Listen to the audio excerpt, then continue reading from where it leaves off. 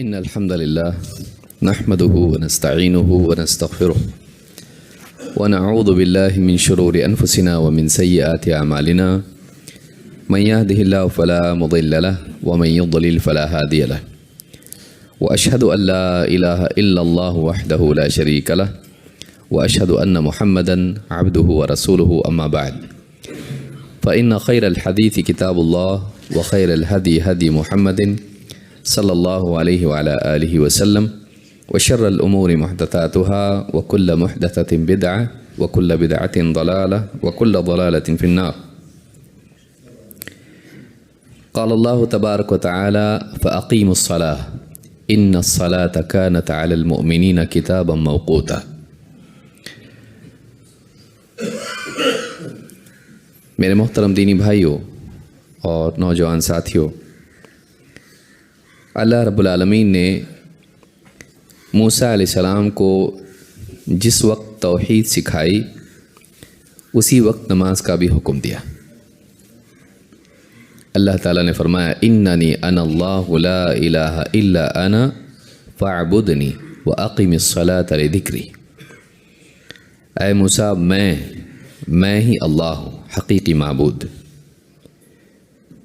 لا الہ الا انا، میرے سوا کوئی عبادت کے لائق نہیں، فاعبدنی، تو پھر تو میری ہی عبادت کرتا ہے، میری ہی عبادت کا اہتمام کر، واقم الصلاۃ لذکری، اور نماز قائم کر میری یاد کے لیے۔ معلوم ہوا کہ نماز اللہ کو یاد کرنے کا بہترین طریقہ ہے۔ اس سے بہتر طریقہ ہوتا تو اس وقت اللہ اس کی تلقین کرتا۔ دن بھر میں انسان کی ضرورتیں ہیں، آرام، تجارت اور اسی طرح سے اور بہت ساری ضرورتیں ہیں۔ ان ضرورتوں میں پھنس کے انسان اللہ رب العالمین کی عبادت کو اور زندگی کے مقصد کو بھول جاتا ہے۔ انسان کے ایمان کا کمال یہ ہے کہ نہ آرام اس کو اللہ کی عبادت سے روک پائے اور نہ دنیا کا کام اس کو اللہ کی عبادت سے روکے۔ آرام کے اوقات میں بھی وہ اللہ کو یاد رکھے اور دنیا کی بھاگ دوڑ میں بھی وہ اللہ تعالیٰ کو بھولنے سے بچے۔ ساری زندگی کا کمال اسی میں ہے کہ وہ اپنے مالک کو یاد رکھے اور اس مالک کے تعلق سے اپنی ذمہ داری کو بھی یاد رکھے۔ اللہ رب العالمین نے 5 وقت کی نماز ہر مسلمان پر فرض کی ہے اور ان نمازوں کو ان کے اوقات پہ رکھا ہے، یعنی ان کے لیے ایک وقت ہے کہ اس وقت سے اس کے درمیان وہ نماز پڑھی جائے، اس کی حد بندی ہے۔ گھڑی کے حساب سے تو نماز ہے نہیں، لیکن اس اعتبار سے ہے کہ فلاں وقت سے فلاں کے درمیان بھی نماز پڑھنی چاہیے۔ اللہ تعالیٰ نے فرمایا فَأَقِيمُوا الصَّلَاةَ، تو نماز قائم رکھو، نماز کو قائم کرو۔ إِنَّ الصَّلَاةَ كَانَتْ عَلَى الْمُؤْمِنِينَ كِتَابًا مَوْقُوتًا، اس لیے کہ نماز ایمان والوں پر اس کے مخصوص اوقات میں فرض ہے، یعنی کہ جب چاہے آدمی نماز ادا کر دے۔ نماز ادا کرنے میں انسان کی مرضی نہیں چلے گی، رب کا حکم چلے گا۔ اللہ کا حکم ادا کرنے کے لیے اللہ کی رضا، اللہ کی پسند، اللہ کی تعیین کا لحاظ بھی ضروری ہے۔ آدمی یہ نہیں کر سکتا ہے کہ آج بہت تھکا ہوا ہوں، 8 بجے کا الارم لگاتا ہوں، اٹھنے کے بعد پہلا کام نماز پڑھوں گا۔ یہ اس کے لیے جائز نہیں ہے۔ اس نے رب کی عبادت کی لیکن اپنی چاہت کو مقدم کیا، اپنی حاجت کو مقدم کیا رب کی عبادت پر، جس کی اللہ نے اجازت نہیں دی تھی۔ ایسی عبادت انسان کے لیے وبال بنتی ہے۔ اللہ کی عبادت بوجھ نہیں ہے۔ کیا اللہ تعالیٰ نے 5 وقت کی نماز رکھی؟ نیند چھوڑو، اٹھو، آؤ، رات میں تھکا ہوا ہوں پھر بھی نماز پڑھو، دوپہر میں آرام کا وقت ہے یا کام کا وقت ہے، تجارت کا وقت ہے، پھر بھی تجارت میں لگنے کی بجائے نماز کے لیے آؤ، شام کا وقت ہے، گاہک بہت زیادہ ہوتے ہیں، عصر میں، مغرب میں، اس وقت بھی نماز کے لیے آؤ۔ کیا مصیبت ہے؟ یہ دیکھنے کا زاویہ انسان کو نماز اس کے لیے بوجھ بنا دیتا ہے، اور ان چیزوں میں سے نکل کے آنا، اپنے کام میں سے، اپنے آرام میں سے نکل کے آنا اس کے لیے ایک بوجھ بن جاتا ہے۔ لیکن اگر آدمی اس کو اس اعتبار سے دیکھے کہ میری آخرت کی کامیابی، آخرت والی تجارت، اس میں یہ نفع والی تجارت ہے کہ جیسے میں اپنا گھر چھوڑ کے اپنی دکان پہ آتا ہوں، میں اپنا گھر چھوڑ کے اپنے آرام کو چھوڑ کے میں اپنی تجارت پر آتا ہوں، اس لیے آتا ہوں کہ یہاں کچھ مال دولت، پیسہ، روپے پیسے مل جائیں، اس سے میرا گھر چلتا ہے، اس سے میری حاجات پوری ہوتی ہیں، اس سے میں مالدار ہوتا ہوں، تجوری بھرتی ہے۔ اگر تجوری بھرتی ہے کا احساس انسان کو اس کی نیند چھڑا سکتا ہے، اس کا کھانا، اس کا آرام چھڑا سکتا ہے، تو دنیا کی تجوری سے بڑی تجوری تو آخرت کی ہے۔ اس سے بڑھ کے جمع کرنے کی چیز تو آخرت کا اجر و ثواب اور انعام ہے۔ تو جب اس کے لیے آدمی کر سکتا ہے تو اس کے لیے کیوں نہیں کر سکتا ہے؟ جواب یہ ہے کہ یہ سارا کا سارا مدار اس کا آدمی کے ایمان اور اس کے یقین پر ہے۔ دنیا کے پانے کا یقین قوی ہوتا ہے، اگر یقین نہ بھی کہیں تو امید قوی ہوتی ہے۔ یقین تو ہوتا نہیں ویسے اس اعتبار سے کہ آدمی دکان پہ جائے گا تو گاہک آئے گا ہی، پارٹی سے ملنے کے لیے دوڑا صبح گیا ہے، پارٹی آئے گی آج، ڈیل ہوگی آج، کوئی یقینی بات نہیں، امید۔ لیکن وہ امید اتنی پاورفل ہوتی ہے کہ آدمی سے سب کچھ چھڑا دیتی ہے۔ اگر آدمی کا یقین آخرت کے بارے میں قوی ہو جائے تو اس کے لیے پھر نمازوں کو ان کے اوقات پر ادا کرنا کوئی مشکل کام نہیں ہے۔ یہی بات اللہ رب العالمین نے قرآن کریم میں فرمائی ہے۔ اللہ تعالیٰ نے قرآن کریم میں نماز کے تعلق سے فرمایا،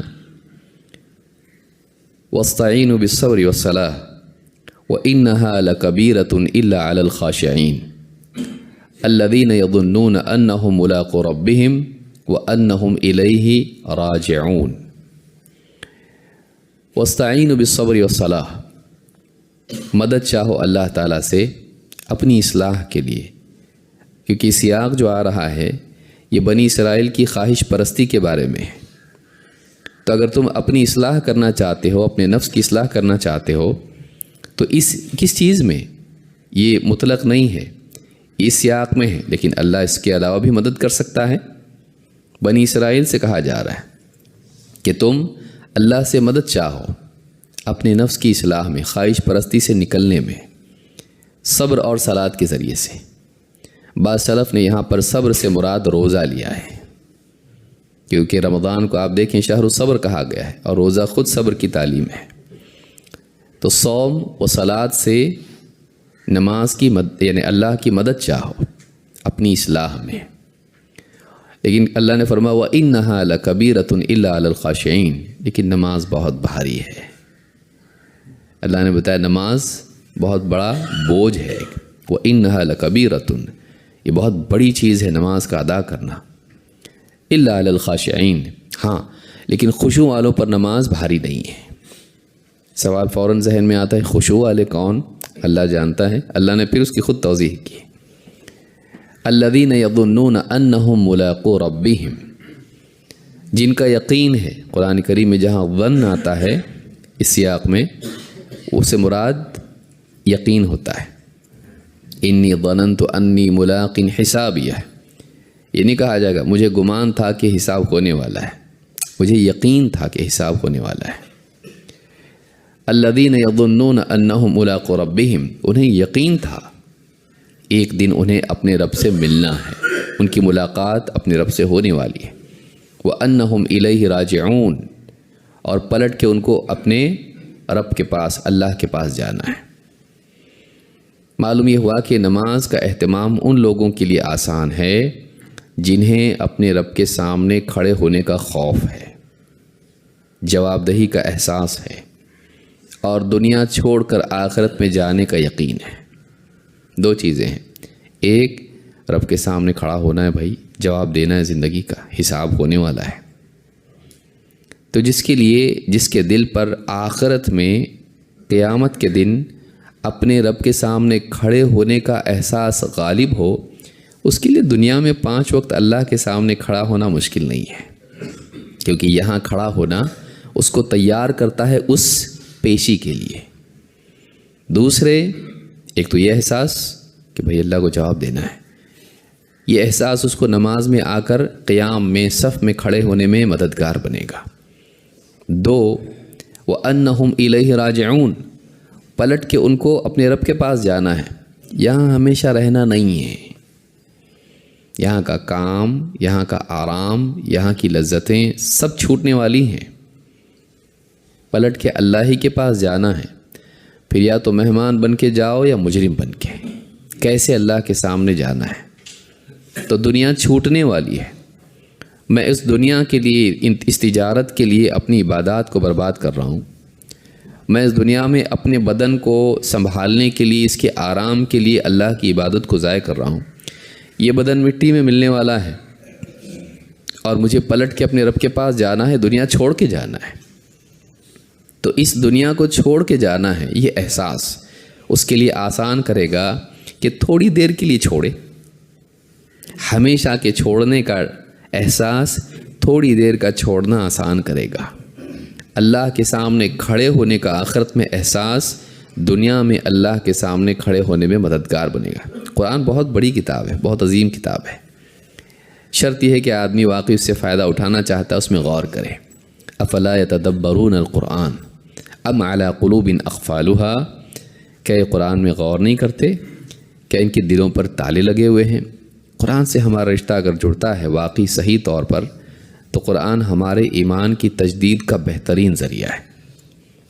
اس آیت میں اللہ رب العالمین نے نماز کے تعلق سے بہت اہم بات بتائی، وہ یہ کہ نماز کی کوتاہی دراصل انسان کے خشوع اور اللہ کی طرف پلٹنے کے جذبے اور دنیا کو چھوڑنے کے اعتبار سے، آخرت کے اعتبار سے ایمان کی کمزوری کا نتیجہ ہوتا ہے۔ نماز میں کمزوری ایمان کی کمزوری کا نتیجہ ہے۔ ان نمازوں میں سب سے اہم ترین نماز اگر دیکھا جائے اور مشکل ترین نماز اگر دیکھا جائے تو فجر کی نماز ہے، جس سے انسان کے دن کی شروعات ہوتی ہے۔ اللہ کے نبی صلی اللہ علیہ وسلم اس نماز کا خصوصی طور پر اہتمام کرتے تھے۔ عائشہ رضی اللہ تعالیٰ عنہ فرماتی ہیں ان النبی صلی اللہ علیہ وسلم لم یکن علی شیء من النوافل اشد معاہدۃ منہ علی رکعتین قبل الصبح، اللہ کے رسول صلی اللہ علیہ وسلم کسی نماز کا اتنی شدت سے اہتمام نہیں کرتے تھے جتنی صبح کی 2 رکعتیں فجر سے پہلے والی کا اہتمام کرتے تھے۔ یہ جو 2 سنتیں ہیں فجر کی، اس کا اہتمام جیسا کرتے تھے کسی اور نوافل میں سے کسی نماز کا ایسا نہیں کرتے تھے۔ یعنی فرض کے علاوہ کو کیا کہتے ہیں؟ نفل، زائد۔ تو فجر کی 2 سنتیں آپ بہت اہتمام کرتے تھے، حتیٰ کہ آپ سفر میں بھی یہ نماز نہیں چھوڑتے تھے۔ سفر میں تو سنت آدمی نہیں پڑھتا ہے، اولا اور افضل یہی ہے، لیکن اللہ کے نبی صلی اللہ علیہ وسلم فجر کی 2 سنتیں سفر میں بھی نہیں چھوڑتے تھے۔ اس حدیث کو امام مسلم نے روایت کیا ہے۔ خود اللہ کے رسول صلی اللہ علیہ وسلم فرماتے ہیں رکعت الفجر خیر من الدنیا وما فیہا، فجر کی 2 رکعتیں دنیا وما فیہا سے بہتر ہیں۔ دنیا کے جتنے خزانے ہیں، دنیا کا جتنا مال و دولت ہے، جو بھی ہے دنیا میں زیب و زینت یہاں کی ہے، ان سب سے بہتر ہے فجر کی 2 رکعتیں۔ بلکہ فرماتی ہیں حضرت عائشہ رضی اللہ تعالیٰ عنہ ما رأيت رسول اللہ صلی اللہ علیہ وسلم يسرع الى شيء من النوافل اسرع منه الى الركعتين قبل الصبح ولا الى غنیمة يغتنمها، ابن حبان نے اس کو روایت کیا ہے۔ اللہ کے رسول صلی اللہ علیہ وسلم نوافل میں کسی نماز کی طرف اس تیزی سے نہیں لپکتے تھے جیسے فجر کی نماز سے پہلے کی 2 رکعتوں کی طرف آپ فوراً اٹھتے تھے، اور کسی غنیمت، کوئی نعمت، کوئی بڑی چیز جس کو حاصل کیا جائے اس کی طرف اس سے بڑھ کے نہیں آپ اس کی طرف راغب ہوتے تھے۔ یعنی آپ تمام نعمتوں میں اس کو بڑی نعمت مانتے تھے، مال و دولت ہو یا کچھ بھی ہو، اس سے بڑھ کر آپ فجر کی 2 رکعتوں کو مانتے تھے جو فجر سے پہلے کی 2 رکعتیں ہوتی ہیں، کتنے لوگ ہیں جس کا اہتمام کرتے ہیں. ویسے بھی آدمی جلدی کب آتا ہے. بہت سے لوگ آتے ہیں تو فوراً جماعت کھڑی ہے، اٹھنا پہلے تو مشکل ہے، آیا ایسے آیا کہ 2 رکعتیں نہیں ملتی ہیں.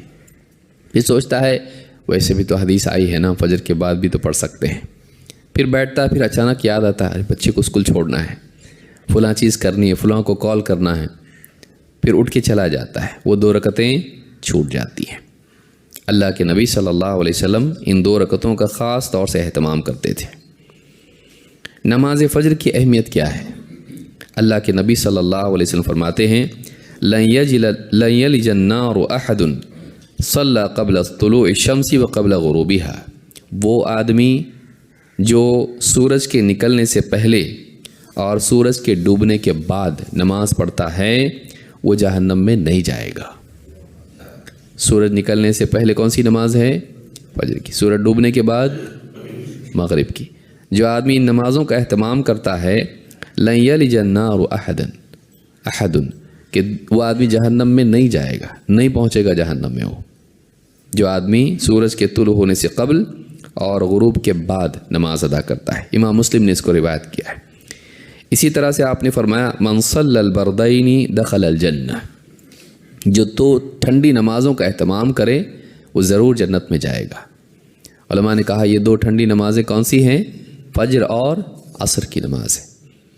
کیونکہ ظہر کی نماز میں شدت ہوتی ہے، گرمی ہوتی ہے، دھوپ ہوتی ہے، اس کے بعد ٹھنڈک آ جاتی ہے جب عصر کی نماز کا وقت آتا ہے. تو جو آدمی یہ 2 ٹھنڈی نمازیں پڑھتا ہے وہ ضرور جنت میں جائے گا. معلوم ہوا کہ فجر اور عصر کی نماز کا بھی خصوصی اہتمام کرنا چاہیے. اس حدیث کو امام البخاری اور مسلم دونوں نے روایت کیا ہے. اسی طرح سے فجر کی نماز پڑھنے کی خصوصیت یہ ہے کہ آدمی فجر کی نماز جب پڑھ لیتا ہے تو اللہ کی امان میں چلا جاتا ہے.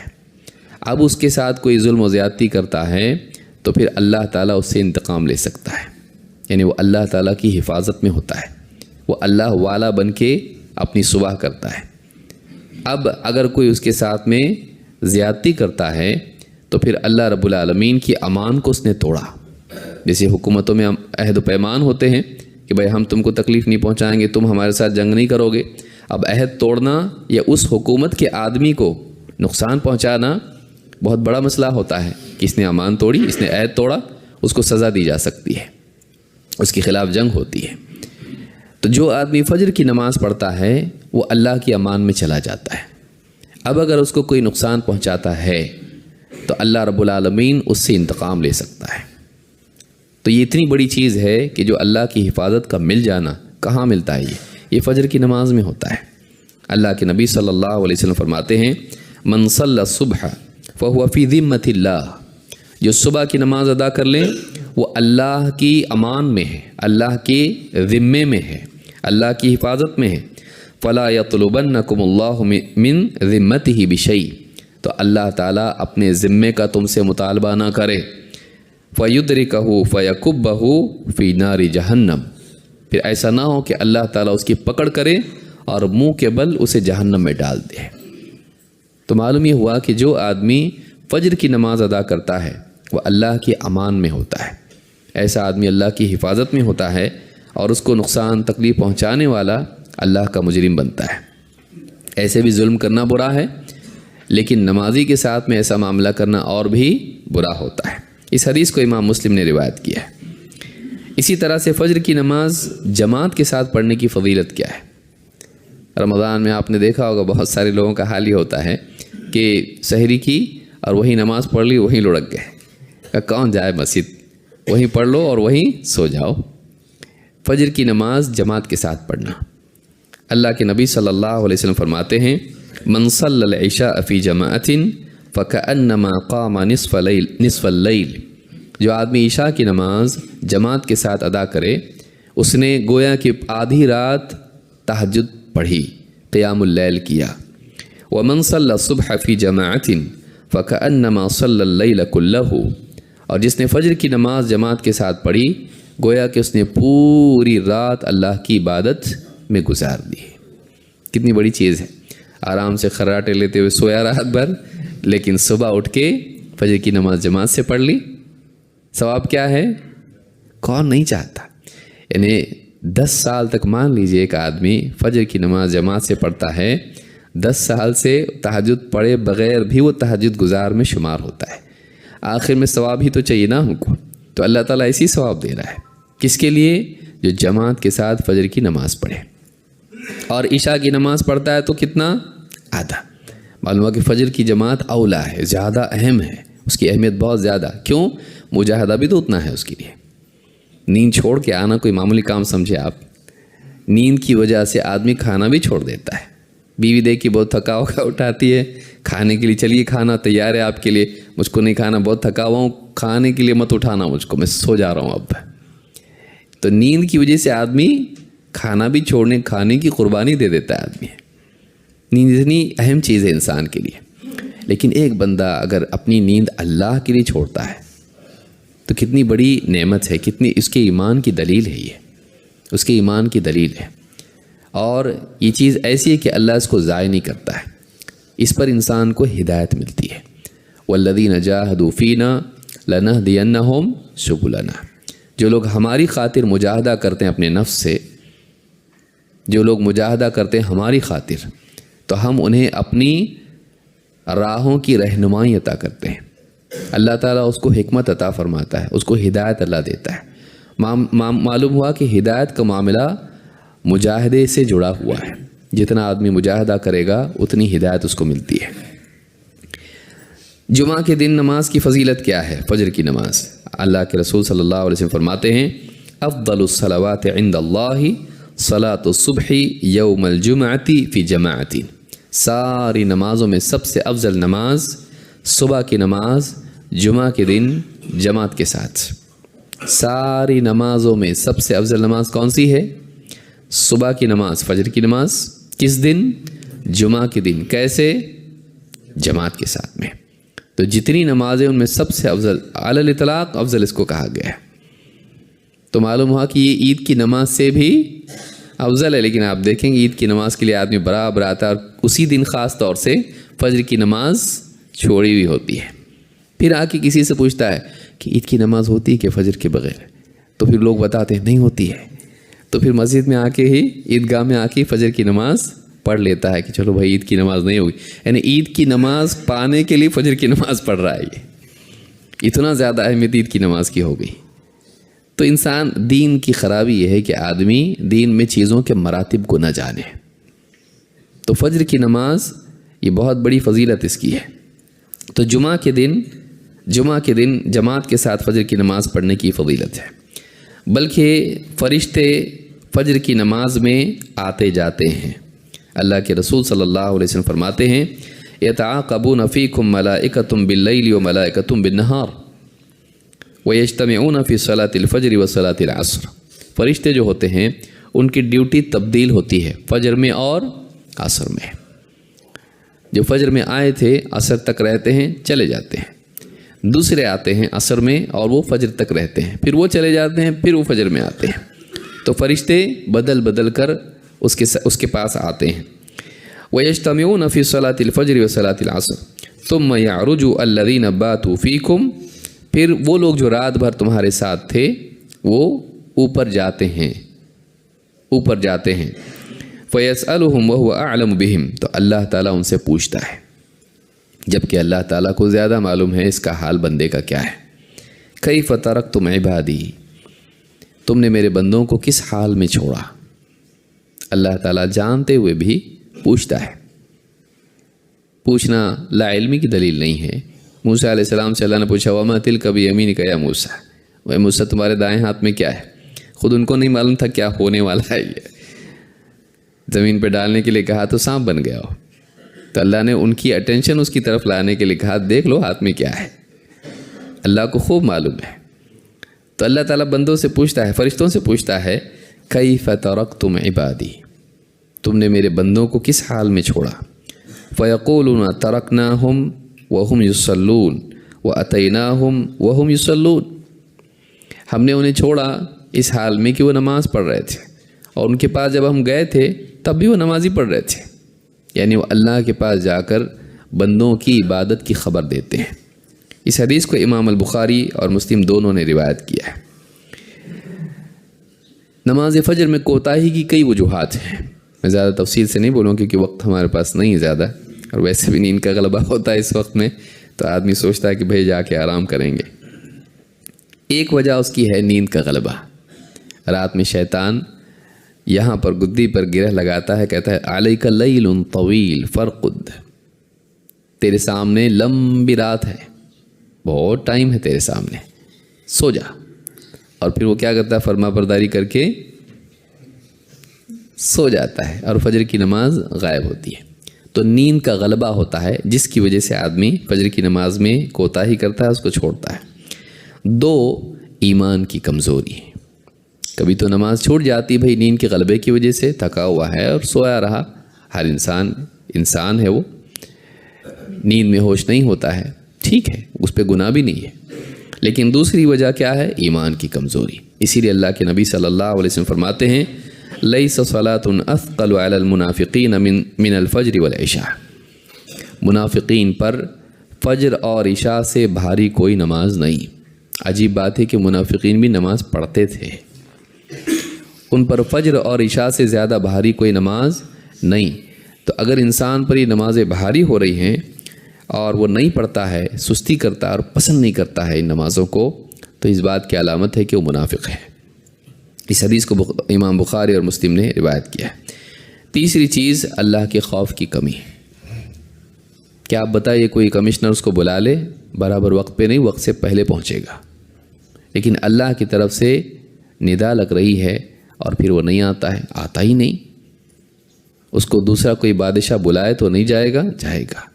دنیا کا نفع اس کے سامنے ہو کہ بڑی پارٹی مل رہی ہے اور میری بڑی ڈیل ہونے والی، نہیں جائے گا، جائے گا۔ تو اس کے دل میں دنیا کا یقین ہے، آخرت کا نہیں۔ لوگوں سے، مخلوق سے ملنے کا یقین ہے، خالق کا نہیں، اس کی اہمیت نہیں ہے۔ تو ایمان کی کمی اللہ کے خوف اور خشوع کی کمی کی وجہ سے ہوتا ہے۔ اسی طرح سے نماز میں کوتاہی کرنے کی ایک وجہ، فجر کی نماز میں تھکن بھی ہوتی ہے اور آرام آدمی کرتا ہے، کبھی کبھی غلبہ ہو جاتا ہے، اس پر کوئی گناہ نہیں ہے۔ ایک آدمی اگر نیت کرے رات میں فجر کی نماز کے لیے اٹھنے کی اور تھک کے سو جائے اور پھر آنکھ نہ کھلے، گناہ گار نہیں ہے۔ لیکن آنکھ کھلنے کے بعد برش کر رہا ہے، واٹس ایپ چیک کر رہا ہے پورے، اور اس کے بعد میں ناشتہ کر رہا ہے اور پھر جاب پہ نکل جا رہا ہے، چھوٹ گئی نا، ویسے بھی چھوٹ گئی، ختم نہیں۔ پہلا کام اس کو اٹھتے ہی کیا کرنا چاہیے، نماز کا اہتمام کرنا چاہیے۔ تو جو آدمی من نام عن صلاۃ او نسیها فلیصلیها اذا ذکرها، آپ نے فرمایا کہ جو نماز سے سویا رہ جائے یا نماز کو بھول جائے، کبھی کام میں کھو گیا، بھول گیا، تو آپ نے فرمایا کہ اس کو کیا کرنا چاہیے، فلیصلیها اذا ذکرها، اسے چاہیے کہ جیسے اسے یاد آئے نماز پڑھے، جیسے ہی بیدار ہو نماز پڑھے۔ چھوٹ گئی تو چھوڑنا نہیں ہے۔ پھر نماز فجر میں تقصیر کا علاج کیا ہے؟ نمبر 1، آخرت کی فکر، چھوڑ کے جانا ہے، آخرت میں جانا ہے، تیاری آخرت کی کرنی ہے، اللہ کو جواب دینا ہے۔ یہ احساس ہم کو اللہ کے سامنے کھڑے ہونے میں مددگار ہوگا۔ اسی طرح سے اجر کا یقین، اتنی ساری چیزیں ہیں اللہ نے عطا کی ہیں۔ دنیا کا یقین جب ہم کو بھگا سکتا ہے رات دن، سالوں سال، اور اس کے لیے بعض اوقات تو آدمی اپنا ملک چھوڑ کے بھی جاتا ہے، دوسرے ملکوں میں جا کے رہتا ہے تاکہ پیسہ زیادہ کمائے، وہاں کیا ہے، زیادہ پیسہ ہے، تو اس کی امید میں وہاں جاتا ہے۔ کیسی زندگی گزارتا ہے، ایک پلنگ کے اوپر 4 لوگ، ایک کے اوپر ایک روم میں 20-25 لوگ رہ لیتا کسی بھی طرح سے، ایک نہیں 2 ڈیوٹی کرتا ہے، آنکھ لگ رہی ہوتی ہے، اٹھ کے پھر دوسری ڈیوٹی کے لیے دوڑتا ہے۔ کس کے لیے؟ پیسے کے لیے۔ اگر آدمی ڈرائیور ہو کہیں پہ، اس کے لیے فوراً کال، ہاں صاحب، فوراً نکل جاتا ہے، تو وہ صاحب ہے رب العالمین، اس کا حکم، اس کو بھی یاد رکھنا چاہیے۔ تو اجر کا یقین ہم کو ہونا چاہیے۔ اسی طرح سے ایک اور چیز جو مددگار ہے اور بہت اہم ہے، رات کی گپے بازی چھوڑنا۔ اکثر جو فجر کی نماز ضائع ہوتی ہے وہ کیوں؟ آدمی دوستوں کے ساتھ اور خوب گپے بازی رات میں کرتا ہے، دیر تک بیٹھتا ہے، 1-2 بجے تک، پھر واٹس ایپ بھی چیک کر رہا ہے، فیس بک دیکھ رہا ہے، ساری جو قضاء عمری ہے اس کی، دن بھر کی، ساری قضا جتنے فرض ہے نا وہ تو پورا کرے بغیر سو نہیں سکتے ہو نا، جہنم میں چلا جائے گا. سارے میسیجز ایک ایک کر کے چیک کرتا ہے کہ کس کا میسیج آیا. رپلائی کرنا ضروری سمجھتا ہے کیونکہ اس کو ٹک آیا ہوگا دیکھا اور جواب نہیں دیا تو ایک وہ بوجھ ہوتا ہے کہ جواب بھی دینا ہے اس کا. لمبا پورا وقت اس میں نکل جاتا ہے. پھر یوٹیوب کا معاملہ کیا ہے؟ وہ ایسا ہے کہ آپ ایک ویڈیو دیکھیں تو وہ آپ کا غلام آپ کو سجیسٹ کرتا ہے یہ بھی دیکھیے نا صاحب، وہ بھی دیکھتا ہے. پھر اس کے بعد دیکھتا گھڑی، ہاں اس میں گھڑی دکھائی دے کتنے بج گئے، 2 بج گئے، احساس بھی نہیں ہوا. پھر سوتا ہے 2 بجے 3 بجے سو کے کہاں فجر کے لیے اٹھ پائے گا. وہ نیند کھلتی بھی ہے لیکن، اور وہ نیند کھلتی ہے کیسے؟ الارم لگا ہوتا ہے تو ہاتھ کی آنکھیں ہوتی ہیں، ہاں برابر وہ موبائل دیکھتا ہے، اس کو الارم بند کر دیتا ہے اور ہاتھ سیدھا واپس سے بلینکٹ میں لے لیتا ہے، سو جاتا ہے. اگر آپ اسباب ایسے پیدا کریں فجر نماز چھوٹنے کے، کیوں نہیں چھوٹے گی؟ جلدی سے سو جائیں، رات میں جلدی سو جائیں. دن بھر پڑا ہے آپ کے لیے میسیجز چیک کرنے کے لیے، اس کے میسیج کی وجہ سے آپ رب العالمین کی عبادت چھوڑ دیں، اچھی بات نہیں. آپ نے کس کو مقام دیا بڑا، بندوں کو یا خالق کو؟ تو ایک چیز یہ بھی ہے. اور جگانے والے اسباب کا اہتمام کرنا، جیسے آپ کو اگر نہیں اٹھ سکتے آپ الارم لگائیے. ویسے بھی کس کی نیند کھلتی ہے الا ماشاء اللہ. تو آدمی الارم لگائے اور عقل مندی یہ ہے کہ اس کو پہنچ سے باہر رکھے، جتنا دور رکھے اتنا اچھا.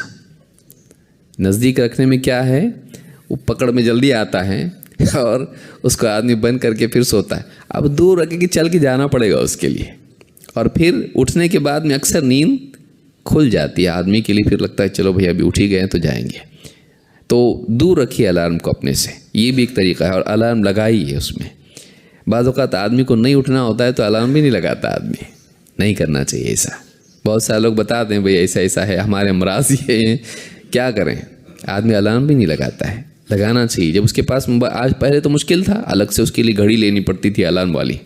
آج تو ہر آدمی کے پاس موبائل ہے اور بھیانک سے بھیانک ٹون اس میں لگا سکتے ہیں اٹھنے کے لیے کہ آدمی کی نیند جو ہے بالکل، یعنی سو ہی نہیں سکے آدمی. ایسا پڑوس والے اٹھ جائیں گے، ایسا موبائل ہوتا ہے بعض اوقات. تو کیوں نہیں آدمی اٹھے، اور گھر والوں کو بھی اٹھانا چاہیے. ایک کوتاہی یہ بھی ہے کہ آدمی خود تو نماز بعض اوقات پڑھ بھی لیتا ہے، بیوی سو رہی ہیں، بچے سو رہے ہیں، اٹھاتا نہیں ان کو. کیوں؟ کون اٹھائے ان لوگوں کو؟ محنت کا کام ہے یہ. تو آدمی خود پھر پڑھ کے سو جاتا ہے اور ویسے ہی سوئے رہتے ہیں، فجر کی نماز نہیں پڑھتے ہیں. تو یہ اچھی بات نہیں ہے. گھر کی برکات میں سے یہ چیز ہے کہ گھر میں اللہ کی عبادت ہو. آپ دیکھیں قرآن کریم میں اللہ نے کیا فرمایا، وَأْمُرْ أَهْلَكَ بِالصَّلَاةِ وَاصْطَبِرْ عَلَيْهَا لَا نَسْأَلُكَ رِزْقًا نَحْنُ نَرْزُقُكَ وَالْعَاقِبَةُ لِلتَّقْوَىٰ. وَأْمُرْ أَهْلَكَ بِالصَّلَاةِ، اے نبی اپنے گھر والوں کو نماز کا حکم دیجئے. وَاصْطَبِرْ عَلَيْهَا، اور آپ خود بھی نماز پر جمے رہیے. لا نسألُكَ رِزْقًا، ہم آپ سے رزق نہیں چاہتے. نحن نرزقك، بلکہ رزق تو ہم آپ کو دیتے ہیں. والعاقبۃ للتقویٰ، اور اچھا انجام پرہیزگاری کے لیے ہے. اچھا انجام مالداری کے لیے نہیں ہے، شہرت کے لیے نہیں ہے، عہدے کے لیے نہیں ہے، دنیا داروں کے لیے نہیں ہے. اچھا انجام پرہیزگاروں کے لیے ہے. تو گھر والوں کو حکم دیجیے نماز کا. اللہ کے رسول صلی اللہ علیہ وسلم سے اللہ نے کہا. ہم کہاں ہیں؟ وہ لوگ بے نمازی تھوڑی نہ تھے، پھر بھی نماز کا حکم دیجیے. لہٰذا ہم کو اپنے گھر والوں کی بھی فکر کرنا چاہیے. بعض اوقات آدمی خود نماز نہیں پڑھتا اور گھر والوں کو پھر دن میں بول نہیں پاتا ہے. کیوں؟ بیوی سے زیادہ سمجھدار ہے. بیوی کہے گی ٹھیک ہے ہم لوگ تو پڑھ لیں گے انشاءاللہ، آپ بھی کبھی کبھار فجر کو جایا کیجیے. ہاں، یہ خود نہیں پڑھتا ہے تو اب گھر میں کسی کو بول پاتا ہے؟ پھر کیا نماز اور کسی بھی بارے میں نہیں بولتا ہے. بچوں کو بھی ڈانٹ دے تو بچے بھی کیا کرتے ہیں، آپ تو خود فجر کی نماز نہیں پڑھتے، ہم لوگوں کو بول رہے ہیں. بچے بھی بولتے ہیں. تو آدمی کیا کرتا ہے، پھر صرف راستہ اختیار کرتا ہے کہ میں ان کو بولوں گا تو یہ پلٹ کے مجھ کو بولیں گے. تو آدمی کیا کرتا ہے، پھر ان کو نہیں بولتا ہے اور یہاں سے سارا فساد شروع ہو جاتا ہے. ہماری اپنی کوتاہی گھر کی اصلاح میں رکاوٹ بن جاتی ہے. کتنے لوگ ہیں نہیں بول پاتے ہیں، کیوں؟ کیونکہ ان کی اپنی زندگی میں نماز جیسا عمل نہیں ہوتا ہے. تو یہ نہیں ہونا چاہیے. اگر ہم اپنی اصلاح کر لیں تو گھر کی اصلاح آسان ہو جاتی ہے. اللہ رب العالمین ہم کو سمجھنے کی توفیق دے اور اللہ کی عبادت کا اہتمام کرنے اور اپنے گھر والوں کی فکر کرنے کی توفیق عطا فرمائے۔ اقول ھذا واستغفر اللہ لی ولکم۔